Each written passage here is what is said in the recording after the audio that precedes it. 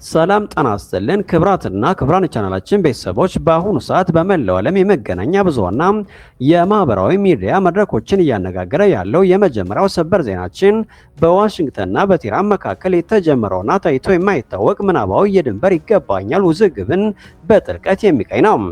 ነገሩ የጀመረው የአሜሪካው ፕሬዝዳንት ዶናልድ ትራምፕ በራሳቸው የትሩዝ ሶሻል ገጽ ላይ የዓለማችንን እጅግ ወሳኝ የንግድ ማመላለሻ መስመር የሆነውን የሆርሙዝ ወሽመጥን በመክበብ አድምቀው አዲሱ የአሜሪካ ግዛት የሚል ጽሑፍ የሰፈረበትን ካርታ በማጋራታቸው ነው። ይህንን አስገራሚ ካርታ የዋይት ሃውስ ይፋዊ የኤክስ አካውንት መልሶ ማጋራቱን ተከትሎ የኢራን እስላማዊ ሪፐብሊክ የሰጠው ዲፕሎማሲያዊ ምላሽ እጅግ ያልተጠበቀና ያልተለመደ የዲፕሎማሲ ስላቅ የተቀላቀለበት ነው። በሃይድራባድ የሚገኘው የኢራን ይፋዊ የማህበራዊ ሚዲያ አካውንት የአሜሪካን ካርታ በማውጣትና የካሊፎርኒያ ግዛትን በደማቅ ሰማያዊ ቀለም በመቀባት አዲሱ የኢራን እስላማዊ ሪፐብሊክ ግዛት የሚል ጽሑፍ በመለጠፍ ፈጣን አጸፋዊ ምላሽ ሰጥቷል። ምንም እንኳ የጉዳይ በኢንተርኔት ተጠቃሚዎች ዘንድ እንደ ቀልድና ስላክ ቢታይም ከጀርባው ያለው ፖለቲካዊና ማህበራዊ ድምታ ግን እጅግ የጠለቀ ነው።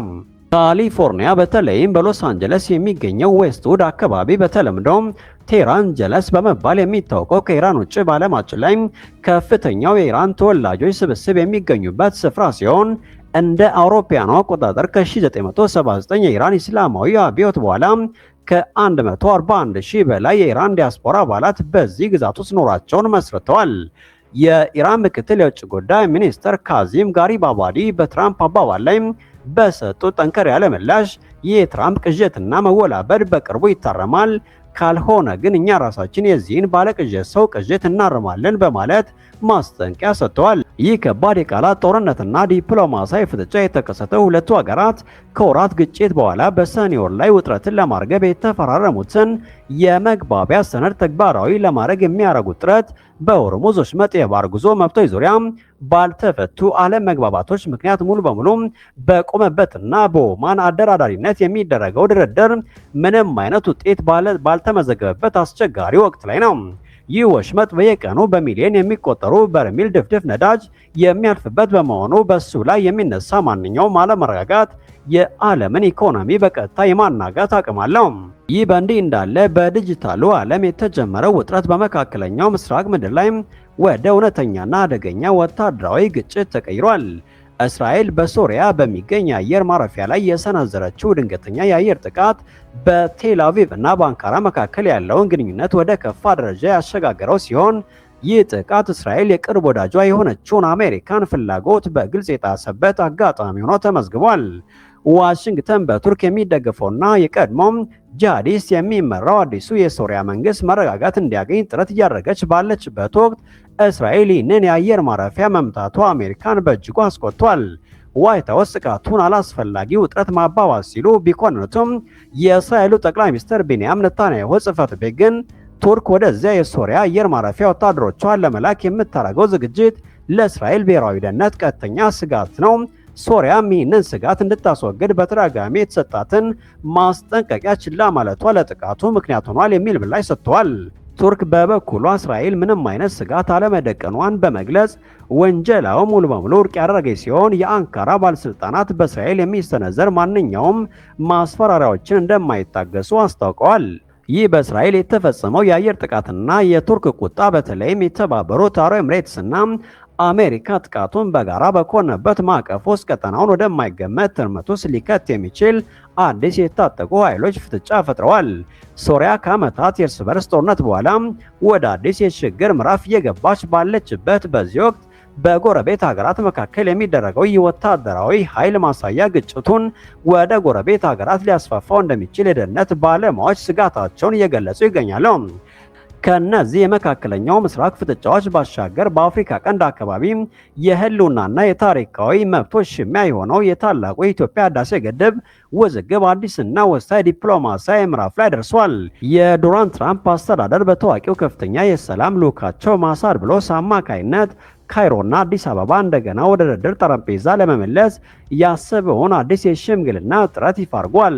በአሁኑ ወቅት ግድቡ ሙሉ በሙሉ በኃይል ማመንጨት ላይ መሆኑና የውሃ ሙሌቱ መጠናቀቁ የንድፈ ሐሳብ ክርክሮችን ወደ ኖተኛ የመሬት ላይ ስሌት የቀየረው ሲሆን በተለይም በድርቅ ወቅት የሚኖረውን የውሃ ፍሰት አያያዝና በየዓመቱ የሚለቀቀውን የውሃ መጠን በተመለከተ አፋጣኝ ምላሽ የሚሹ ቴክኒካዊ ጥያቄዎችን አስነስቷል።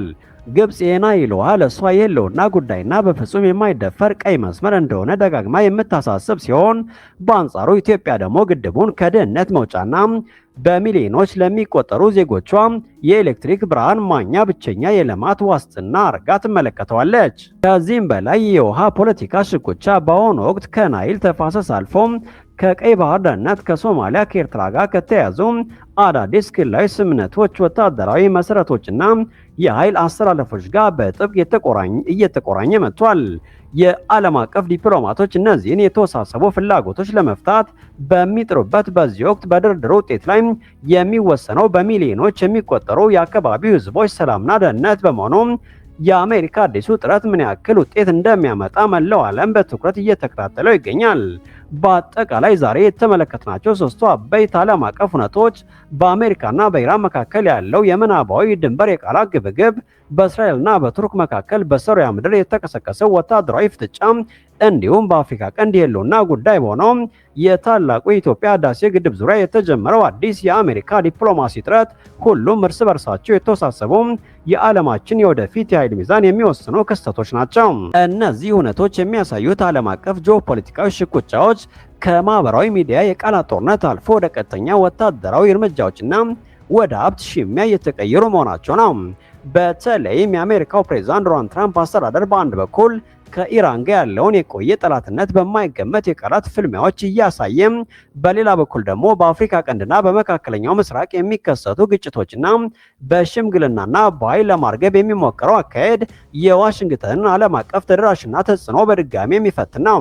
በእስራኤል በኩል የተወሰደው ወታደራዊ እርምጃና የቱርክ ጠንካራ ምላሽ እንዲሁም በኢትዮጵያና በግብጽ መካከል ያለው የታላቁ ህዳሴ ግድብ ውይይት ክልላዊ ኃይሎች ራሳቸውን ብሔራዊ ደህንነትና ልማት ፍላጎት ለማስጠበቅ ሲሉ ከትላልቅ የዓለም አቀፍ ኃይሎች ጋር ለመጋጨት ጭምር ወደኋላ እንደማይሉ ማረጋገጫዎች ናቸው። ይህ አዲስ ዓለም አቀፍ አስተላለፍ ከዚህ ቀደም የነበሩ የዲፕሎማሲ ግንኙነት ህጎችን የሚሽርና እያንዳንዱን ቀጠና ወደማይገመት የኃይል ሽኩቻ ውስጥ የሚከት በመሆኑ በቀጣዮቹ ወራት የሚወሰዱ እርምጃዎችና የሚደረጉ ድርድሮች ለዓለም ሰላምና መረጋጋት ወሳኝ ሚና ይጫወታሉ። ክብራትና ክብራን ተመልካቾቻችን ዛሬ ይዘንላችሁ የቀረብናቸው እነዚህ ሶስት እጅግ አንገብጋቢና ታሪካዊ ዓለም አቀፋዊ ሁነቶችን በተመለከተ የእናንተ አስተያየት ምንድነው? በትራምፕ የሆርሙዝ ወሽመጥ ይገባኛልና በኢራን የካሊፎርኒያ አጸፋዊ ምላሽ ዙሪያ ምን ትላላችሁ? በእስራኤል የአየር ጥቃትና በቱርክ ማስጠንቀቂያ ሳቢያ በመካከለኛው ምስራቅ አዲስ ጦርነት ይቀሰቀስ ሲሆን፣ በሌላ በኩል የታላቁ የኢትዮጵያ ህዳሴ ግድብን ውዝግብ ለመፍታት የተጀመረው አዲሱ የአሜሪካ የዲፕሎማሲ ጥረት በተለይም ኢትዮጵያ በሉዓላዊ መብቷ ላይ ያላትን ጽኑ አቋምና የግብፅን ስጋት ያማከለ ዘላቂ ስምምነት ያመጣ ይሆን? የእናንተን ጠቃሚና የተከበረ አስተያየት ከታች ባለው የአስተያየት መስጫ ላይ እንድታጋሩን በአክብሮት እንጋብዛችኋለን። ይህንን ዝርዝር መረጃ የያዘ ቪዲዮ ከወደዳችሁት ላይክ በማድረግና ለሌሎችም ድረስ ሼር በማድረግ ይደግፉን።